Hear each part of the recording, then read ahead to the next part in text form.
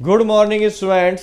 जैसा हम लोगों ने आइसोमेरिज्म समावयवता शुरू किया था, तो आइसोमेरिज्म का पहला पार्ट हम लोगों ने पढ़ लिया, जिसमें हम लोगों ने पढ़ा था त्रिविम समावयवता में ज्यामितीय समावयवता। आज इसका दूसरा भाग जो है ध्रुवन, ध्रुवन को हम लोग प्रकाशिक या प्रकाशीय भी कहते हैं। प्रकाशिक या प्रकाशीय, इंग्लिश में इसका नाम ऑप्टिकल है। क्या नाम है? ऑप्टिकल। तो ये जो ध्रुवन समावयवता है, जैसे हम लोगों ने पढ़ा था कि ज्यामितीय समावयवता सिर्फ हेट्रोलैपिटिक यौगिक के लिए है, परंतु ध्रुवन समावयवता जो है वह होमोलैपिटिक और हेट्रोलैपिटिक दोनों यौगिकों के लिए है। तो सबसे पहला जो सबसे इंपॉर्टेंट बात है कि ध्रुवन समावयवता जो है ये किसके लिए भी है भाई एप्लीकेबल? हेट्रो और होमो, मतलब एक जैसे लिगेंड हो सकते हैं या भिन्न भिन्न प्रकार के लिगेंड भी हो सकते हैं।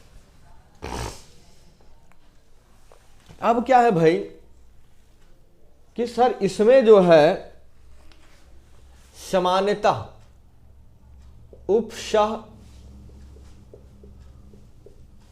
संयोजन संख्या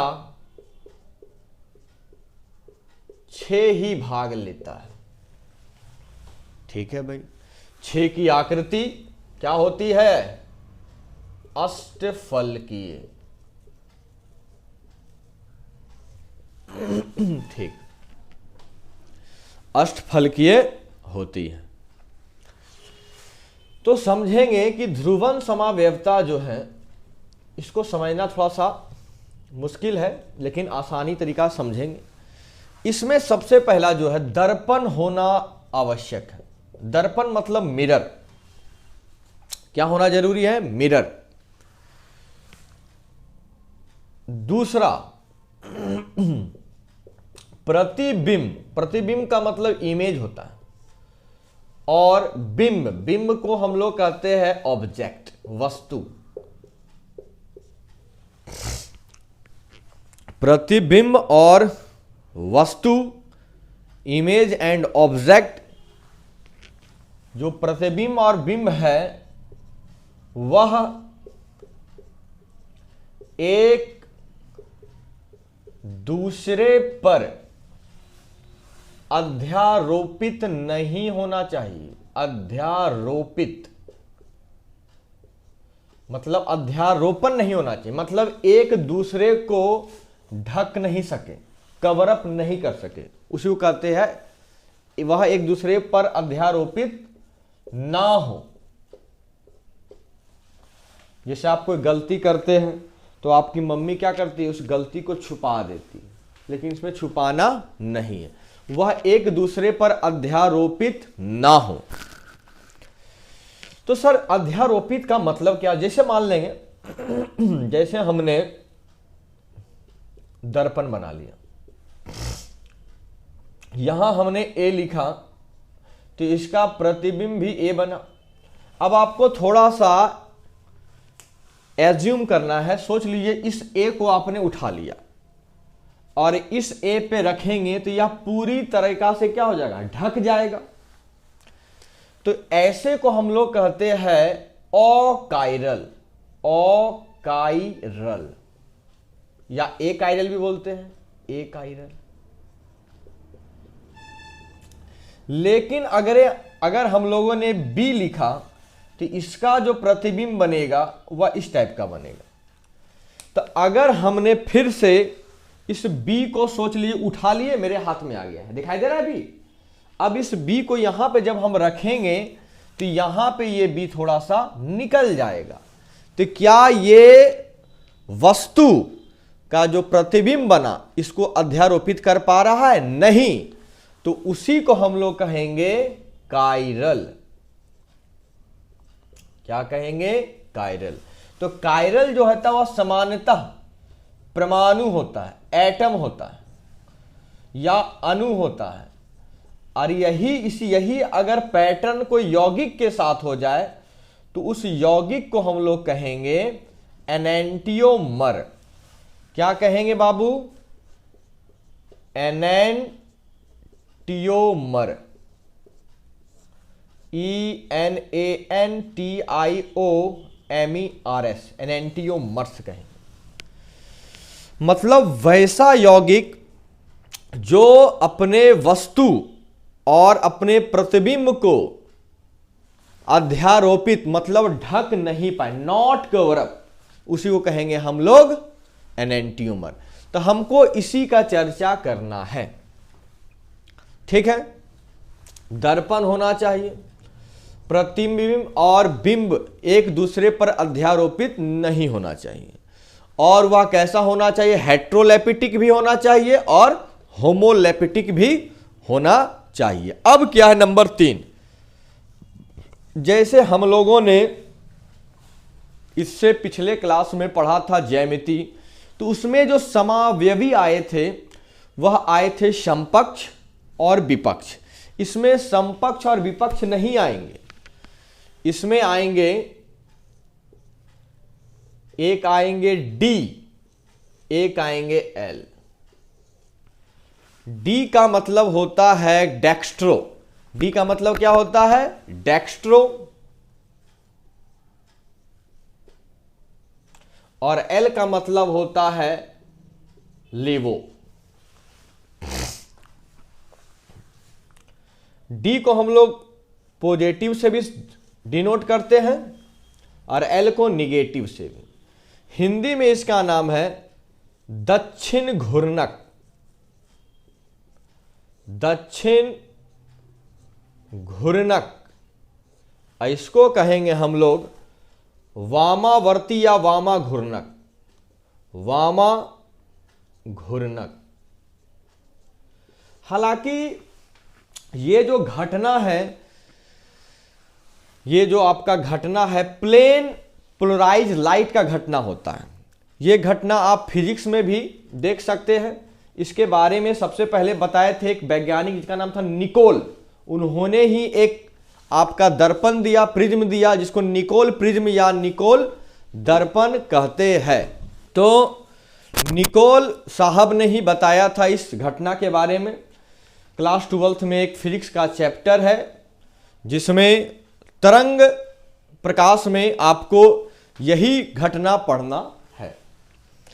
तो दक्षिण घूर्णक और वामा घूर्णक, डेक्स्ट्रो और लीवो। तो दक्षिण घूर्णक जो होता है वह होता है क्लॉकवाइज और एक होता है एंटी क्लॉक, एंटी क्लॉकवाइज। मतलब ये दोनों का जो समावयवी होगा, एक घड़ी के दिशा में घूमेगा तो एक घड़ी के विपरीत दिशा में, ठीक है। तो ये जो घूमेगा वह दाईं ओर होगा, दाईं ओर, और ये होगा बाईं ओर। चलिए ठीक है, इसका अच्छा से आप लोग स्क्रीनशॉट ले लेते हैं। चलिए ध्रुवण समावयवता का अब एग्जाम्पल देखेंगे। जैसे पहला जो है ये होमोलैपिटिक है, ये हेट्रोलैपिटिक है, लेकिन दोनों का उप सह संयोजन संख्या 6 है। तो सबसे पहले हम लोग इसको सॉल्व करेंगे। तो क्या है भाई, सबसे पहले आप एक खूबसूरत सा दर्पण बना देंगे, हालांकि उसे चेहरा नजर नहीं आएगा, ठीक है। तो यहां जो केंद्रीय परमाणु हमने दे दिया CO, यहां भी दे दिए। अब आप देखिए बुक में थोड़ा सा ज्यादा डिजाइनदार बना दिया, उतना डिजाइन नहीं बनाना, आपको समझना है। हम जो इसका चित्र बना रहे हैं EN द्विदंतुर है, इसको थोड़ा सा ऐसा बनाइए कि लगना चाहिए वह घड़ी के दिशा में घूम रहा है, ठीक है। अब आप इतना क्या करिएगा, हल्का सा इसको एरो दे देना है। तो ये हो गया डेक्स्ट्रो, दक्षिण घूर्णक। अब क्या है, अब जो ये बनाएंगे हम लोग, इसको भी थोड़ा सा ऐसा बनाना है कि लगे कि घड़ी के विपरीत दिशा में घूम रहा है। ठीक है,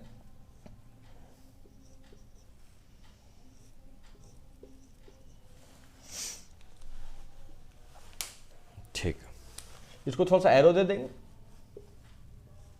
ये एल हो गया। अब आपको थोड़ा सा इमेजिनेट करना है। सपोज दैट हमने इसको ऐसे पकड़ा तो ये उठा ली, इसको लग रहा हाथ में ले आए। ठीक है, अब जब यहां ला के रखेंगे तो क्या ये एक दूसरे को अध्यारोपित करेगा? नहीं। तो ये हो गया ध्रुवन समावयवी। अब उस क्वेश्चन को हम लोग डिस्कस करेंगे। फिर खूबसूरत सा दर्पण बना देना है। केंद्रीय परमाणु दे दिया हमने, यहां भी आपको आवेश लिखना है, लिख सकते हैं, उसका उतना जरूरत नहीं होता है। चलिए, तो क्लोरीन एक दंतुर है, फिर ईएन आपका हो गया, फिर यहां भी ईएन हो गया। तो ये जो आपका क्या हो गया, लग रहा घड़ी के दिशा में भी है, तो ये आपका हो गया भाई डेक्स्ट्रो। उसी तरह जब हम इसका बनाएंगे तो अब क्या होगा, क्लोरीन की दिशा को हल्का सा बदल देंगे, एक दंतुर, इसको भी ऐसे दे देना है, ये द्विदंतुर का हो जाएगा बाबू, और ये भी द्विदंतुर का हो गया। हल्का सा दिशा दे दीजिए, आप ऐसे दे सकते हो, तो ये हो गया वामा घूर्णक। अब एक चीज देखिए, अगर आप लोग यही क्वेश्चन पढ़े होंगे ज्यामिति समावयवता में, जिसका पैटर्न था MA2B बॉन्ड B2, तो ये एक आकृति आपको मिल जाएगा। मतलब पता क्या चला कि ध्रुवन समावयवता जो है वह कम से कम समकक्ष की जानकारी देता है। तो ये आपका त्रिविम समावयवता हो गया समाप्त। अब हम लोग संरचनात्मक समावयवता पढ़ेंगे। तो समावयवता के दो प्रकार थे, त्रिविम और संरचनात्मक, जहां हम लोगों ने त्रिविम का ज्यामिति और ध्रुवन दोनों पढ़ चुके। अब हम लोग शुरू करेंगे इसका दूसरा भाग, संरचनात्मक। संरचनात्मक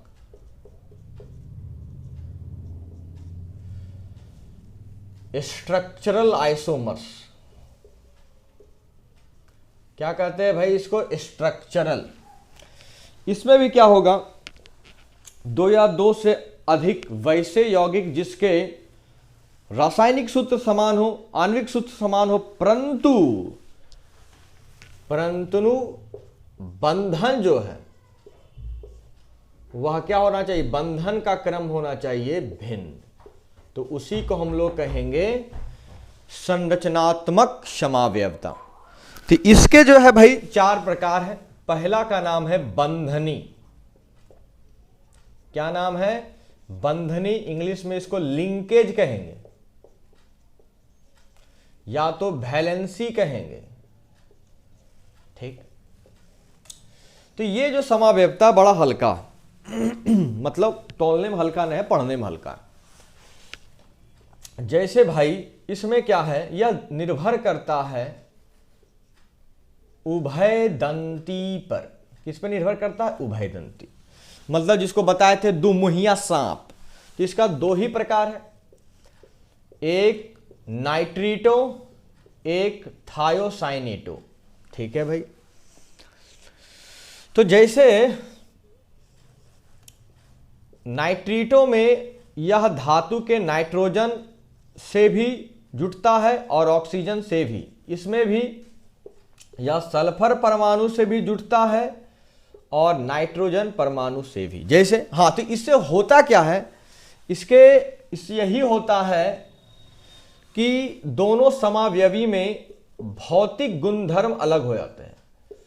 भौतिक गुण मतलब सर दोनों में रंगों का अंतर होगा, रंगों का अंतर।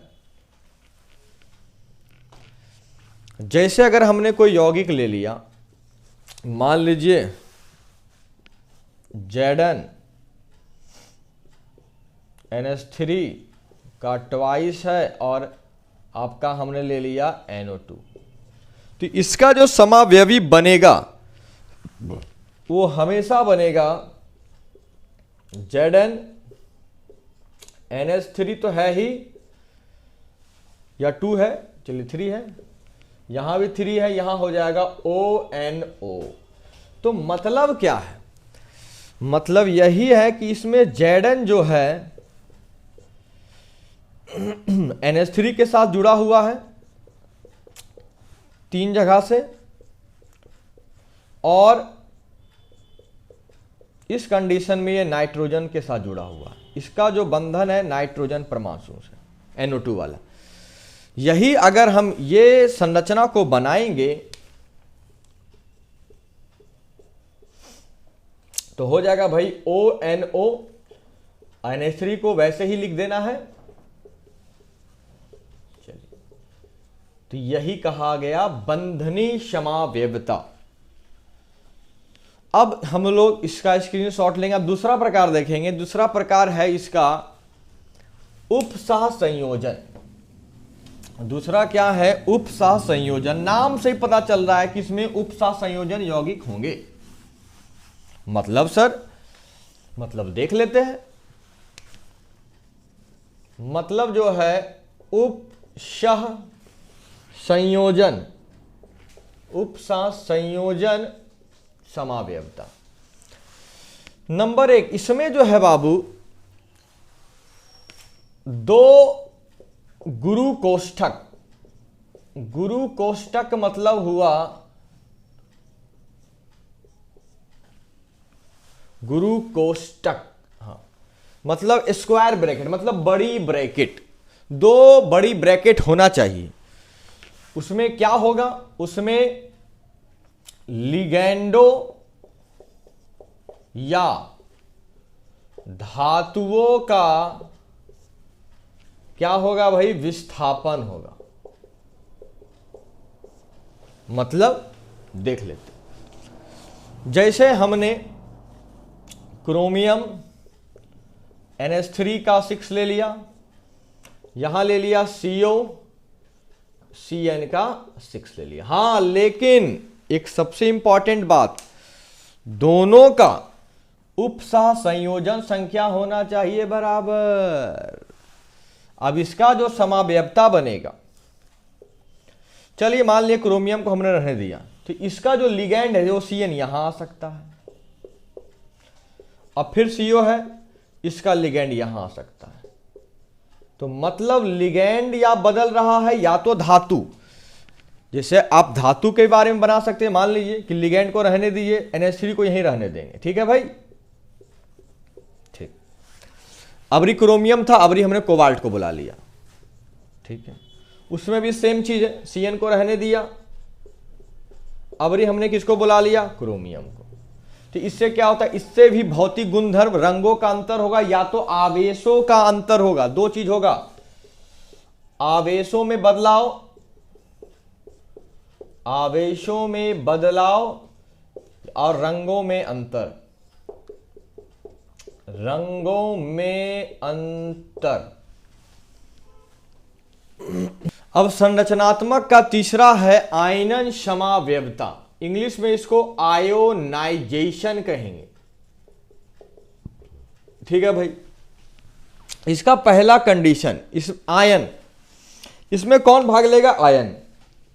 तो उपसह संयोजन यौगिक का परिभाषा में हम लोग पढ़े थे कि इसमें धातु परमाणु जो है उदासीन और ऋणायन से ही जुड़े रहते हैं। तो इसमें सिर्फ एक ही आयन आएगा। कौन आएगा? ऋणात्मक। ऋणात्मक आवेश वाले लिगैंड एवं प्रतिआयन भाग लेंगे, परंतु उनकी दंतुरता समान होनी चाहिए। जैसे यहां लिखे हमने है, राजू बन गया जेंटिलमैन, उसी तरह प्रतिआयन बन गया लिगैंड, लिगैंड बन गया प्रतिआयन। चलिए प्रश्न देखते हैं कि कैसे प्रश्न आएगा, कैसे राजू जेंटलमैन बनेगा। तो जैसे हमने लिख दिया CrNH3 का 5 ब्रोमीन, बाहर दे दिया SO4। चलिए, तो इसमें भाग कौन लेगा? ऋणात्मक आवेश वाला लिगैंड या प्रत्यायन। ये तो ऋणात्मक नहीं है, ये ऋणात्मक है, ये भी ऋणात्मक है। और क्या है? दोनों के आवेशों की संख्या को नहीं देखना है। यह भी एक दंतुर, यह भी एक दंतुर। तो यहां पे जो राजू है बन जाएगा जेंटलमैन, मतलब प्रत्यायन बन जाएगा लिगैंड और लिगैंड बन जाएगा प्रत्यायन। तो CrNH3 का होल 5, SO4 अंदर आ गया, अब Br चल जाएगा बाहर। और एक एग्जांपल देख लेते हैं। दे दिया ZnH2O का ट्वाइस और OX। अब बाहर हमने दे दिया H2O का ट्वाइस और Cl2। अब क्या होगा? OX बैल नहीं है, वह द्विदंतुर लिगैंड है जिसका नाम ऑक्सलेटो है। तो ये तो उदासीन है, ये भाग नहीं लेगा, ये भी नहीं लेगा। लेकिन हम जान रहे हैं ये किस पे निर्भर करेगा? दंतुरता। एक OX का दंतुरता 2 है, एक क्लोरीन का दंतुरता 1 है और एक क्लोरीन का दंतुरता 1 है। मतलब एक OX बराबर 2 क्लोरीन, मतलब दोनों क्लोरीन बन जाएगा जेंटलमैन और यह बन जाएगा राजू। तो ZnH2O का होल ट्वाइस, Cl2 H2O का ट्वाइस OX। तो हो गया आयनन समावयवता समाप्त। अब समावयवता का लास्ट टॉपिक है संरचनात्मक समावयवता का, विलायक योजन हाइड्रेट। अगर हम हिंदी का थोड़ा नॉलेज है, दोनों को अगर हमने जोड़ दिया तो हो जाएगा विलायकोजन, सॉल्वेट या हाइड्रेट। हम लोग वाटर को केमिकल के रूप में हाइड्रेट बोलते हैं, यौगिक के रूप में हाइड्रेट बोलते हैं। तो यह समावयवता पूरा किस पे निर्भर करेगा? H2O लिगैंड पे। यह समावयवता भी आयनन समावयवता से मिलता जुलता है। मतलब सबसे पहले इस प्रश्न में H2O होना एकदम जरूरी है। अगर H2O नहीं होगा तो यह समावयवता नहीं होगा, पृथ्वी में H2O नहीं होगा तो पृथ्वी का अस्तित्व भी नहीं रहेगा। इसमें क्या होगा? H2O लिगैंड जो है वह प्रत्यायन बन जाता है। क्या बन जाता है? प्रत्यायन। इसको आवेश से कोई मतलब नहीं है, बस दंतुरता से मतलब है। जैसे कोई क्वेश्चन, क्रोमियम H2O का होल 6 Cl3, ठीक है। अब जैसे आप खाने बैठते हैं, तो जब खाने बैठेंगे अगर आपकी मम्मी ने 3 रोटी दिया तो पहले 1 रोटी खाएंगे, फिर दूसरा रोटी खाएंगे, फिर तीसरा, कि एक के बाद तीनों खा जाएंगे जी, एक एक करके ना खाएंगे। तो उसी तरह इसमें क्या होगा? पहला एक H2O जो है 6 में 1 चल गया तो ये 5 हो गया, एक क्लोरीन अंदर आ गया, तो अब क्लोरीन कितना? 2 हो गया। अब H2O कितना? 1 बाहर चल गया, ठीक है। फिर क्या होगा भाई? फिर से एक H2O बाहर गया, अब इसकी संख्या 4, एक क्लोरीन अंदर आया, इसकी संख्या 2, अब एक क्लोरीन बचा, H2O की संख्या बढ़ गई। नंबर 3, फिर क्रोमियम, अब H2O की संख्या 3, सब क्लोरीन अंदर आ गया, अब H2O क्या हो गया? तीनों बाहर हो गया। तो यह क्रिया तब तक होगी जब तक प्रत्यायन दायां रहेगा और H2O रहेगा। तो अब क्या तीनों में अंतर क्या है सर? तीनों का अंतर रंगों का होगा, रंगों का अंतर। तो हम लोगों ने समावयवता को खत्म कर लिया बहुत ही अच्छी तरीके से। इसके बाद जो नेक्स्ट टॉपिक आएगा वह संयोजकता आबंध सिद्धांत आएगा, वैलेंस बॉन्ड थ्योरी। तो आज के लिए इतना ही है।